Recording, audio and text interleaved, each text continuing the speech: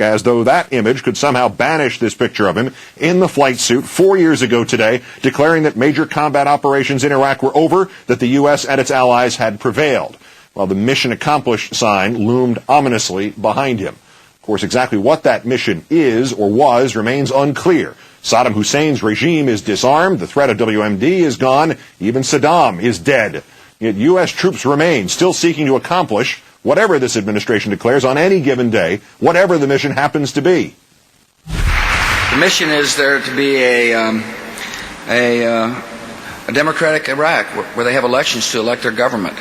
That's the mission, to help them achieve that. In fact, we are told that was always the mission. We are in Iraq today because our goal has always been more than the removal of a brutal dictator. It is to leave a free and democratic Iraq in its place. A free and democratic Iraq? If that was always the goal, then should not this qualify as mission accomplished? I've just returned from Baghdad. And I was inspired to be able to visit the capital of a free and democratic Iraq. No, we are told the mission has always been more than eliminating WMDs, more than the removal of a brutal dictator, more than a free and democratic Iraq. Our goal is a democratic Iraq that upholds the rule of law, respects the rights of its people, provides them security, and is an ally in the war on terror. Al-Qaeda, after all, our government has assured us, was working with Iraq before 9/11, was at least in Iraq before 9/11, is definitely in Iraq now, has at least a sort of affiliated group in Iraq now, and will definitely set up shop in Iraq someday if ever the U.S. were to leave. But though the goals recede and shift, as in an incoming fog, one thing does not change. Like Don Quixote, or the victim of the law of diminishing returns, or a bad football team, we have always just moved ahead halfway to that goal line. That goal, some goal, remains always within reach, always still worth pursuing, always necessary to pursue. The 83 days since I announced the end of major combat operations in Iraq, we have made progress.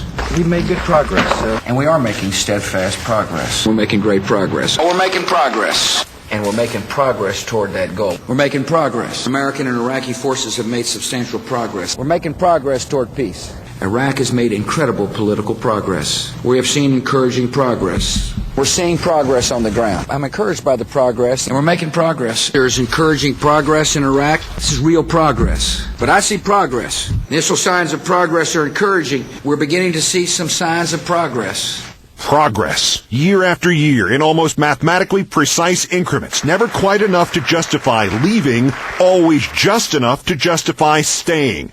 Because there is always another milestone to look forward to, a turning point beyond which victory might lie. We got him. The capture of Saddam Hussein, the interim government, the interim constitution, the permanent government, the permanent constitution, the Iraqi vote of January 2005, of October 2005, of December 2005, the Prime Minister of 2004 and 2005 and 2006. And when political milestones peter out, we are told to give the military plans another chance. The new ways forward, the surge of 2005, the surge of 2006, the surge of 2007. This one expected to bring us at least into 2008. If it comes to seem as though they want this war to last forever, consider how far-reaching were their goals when national optimism permitted our leaders to voice those goals out loud. As I stated in a speech in the lead-up to the war, a liberated Iraq could show the power of freedom to transform the Middle East. And yet, 4 years later, continued reliance on military power undercuts his own argument that freedom has the power to transform that region.